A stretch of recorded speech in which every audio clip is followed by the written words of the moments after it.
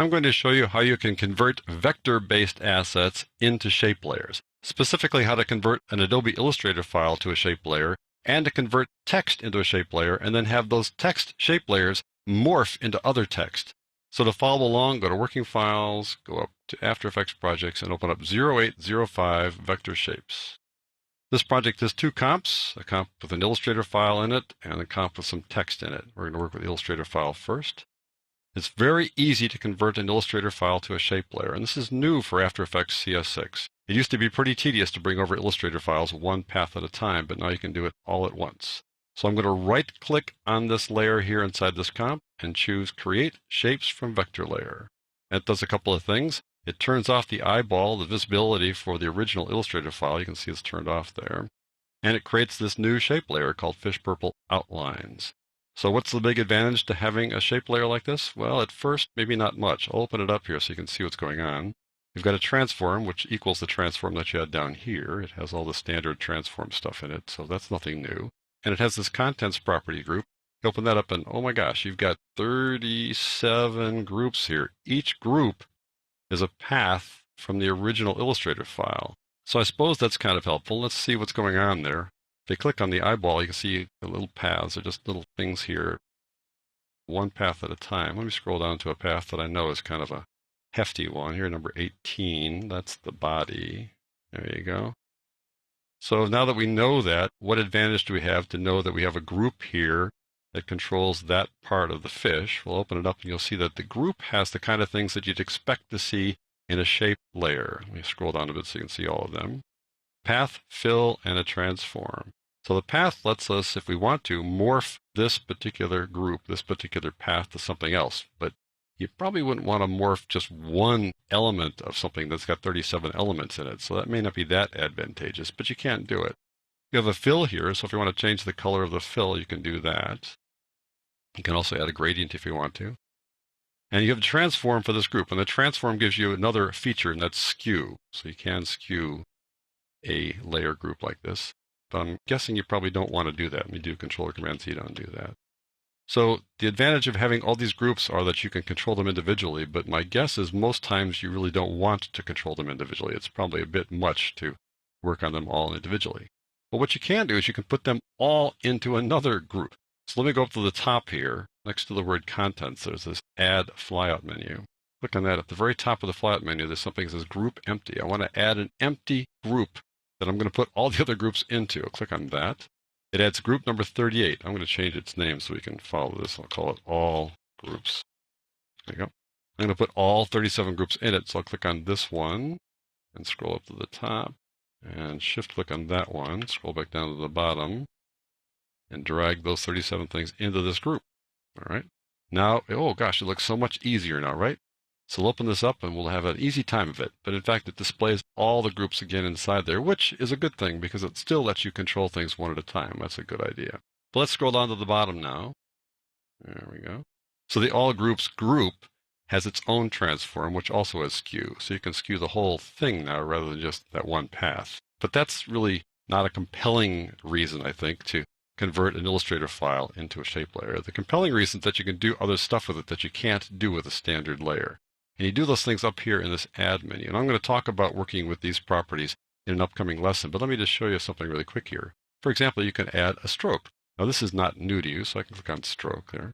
And down at the bottom here, here's our all groups group. Open that up, and at the very bottom here, we've now added a stroke. Right down there. Open that up. I can have a color for the stroke, let's say red. I can make the stroke larger. So we now have the stroke that fits around the entire shape, which is nice. That looks good. Couldn't do that on a standard layer. And if I want to add some kind of an effect that works only with shape layers, I can go out here and add something called, let's say, pucker and bloat. And again, I'll talk about this in an upcoming lesson. You can add this effect now, this shape layer effect.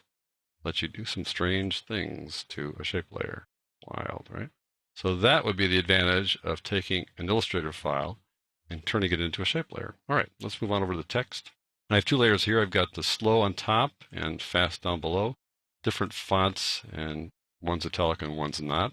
So what I want to do is I want to take slow and turn it into fast. Now I could do a cross dissolve with these guys, but that's not as cool as doing a morph. So I'm going to change these guys into shape layers and then morph them. Now normally you can select two things at once and right click and have them do the same thing, but you're not allowed to do that in this case. I'll just select one here, right click on it, create shapes from text, and then we'll right click on fast and create shapes from text.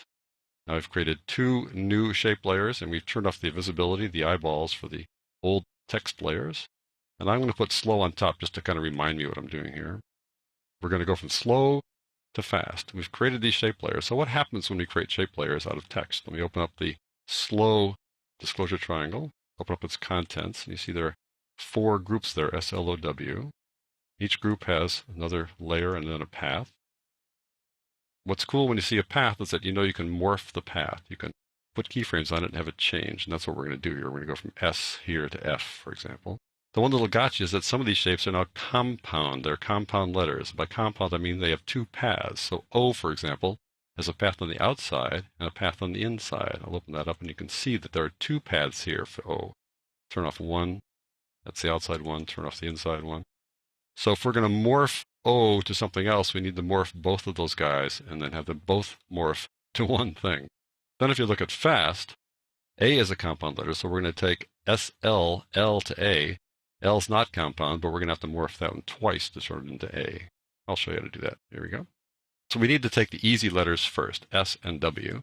I want to morph S to F. So I'm going to go down to F here, open that up, open up contents, open up F, open up the F path, and just click on the eyeball, and that's going to create this keyframe for F. I'll Control or Command C to copy that. Go back to S now. Same thing, turn on its path keyframe to set the initial path keyframe for S. Go in a couple seconds here like that, and paste the keyframe from F by going Control or Command V. And now you'll see what happens. It's going to go S to F, like that. Now we still see the F behind there because I got that turned on, kind of as a reference, but there you go. That worked easily, right? Let's close S. We're going to do the same with W, so we need to go from W to T. Go down here to T, open up its path, click on it, copy that keyframe, Control or Command C, go back up here to W, go to its path, turn the keyframes for the initial state of W. Go out about this far, you can see the keyframe up there. Go Control V to have W change to T. Look how cool that is. Go from zip to like that. Pretty neat. All right. And now we're going to work on the compound guys, which won't be quite as easy to do.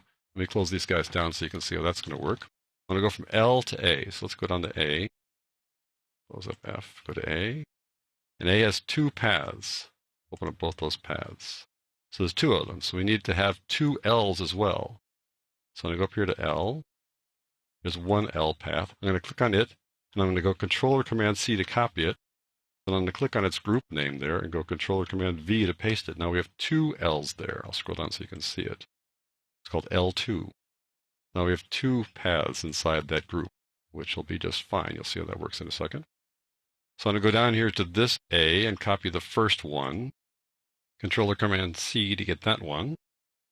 And go up to the first L, this top one here. Click it to set its beginning point and go out here to set its ending point.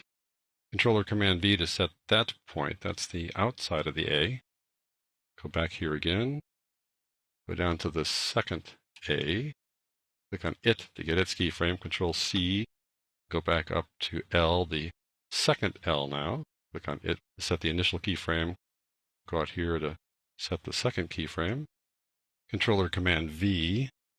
You're going, wait a minute, that didn't work because I don't see the little hole there. That's because the hole is under this one. So I can drag this up within this group here, and now it's on top. So that works pretty well. I think you're getting the drift here how this works. Let me close this down. And we'll do one more here for the O. O is compound to begin with, so we need to have both of these layers converge on one layer down below. So FAS, we want to bring the S up there. S is not compound, so we click on it, open up its path, click on the word path, and copy its keyframe by going Control or Command C. And I'll go up to the 2 O paths, turn on keyframes for the starting state, go in here to the end. I can select both of them. Control or Command click on both. Click the path on both of them. Now go Control or Command V, and that puts those keyframes in both places. And now Let's turn off the eyeball for the fast layer down here because we don't need to see that anymore. So let's watch our morphing at work here from slow to fast. And I'll acknowledge that it's kind of messy, but as I've pointed out before, you can find the first vertex and try to line up the first vertex on both items on each one of these guys so that they don't kind of turn in on themselves like that, if that's, what you want to do. And keep in mind, you can use keyframes on the fill and stroke colors and animate them as you morph the text. So that is how you take Adobe Illustrator files and convert them into shapes, and how you convert text into shapes and then morph the text from one letter or word to another.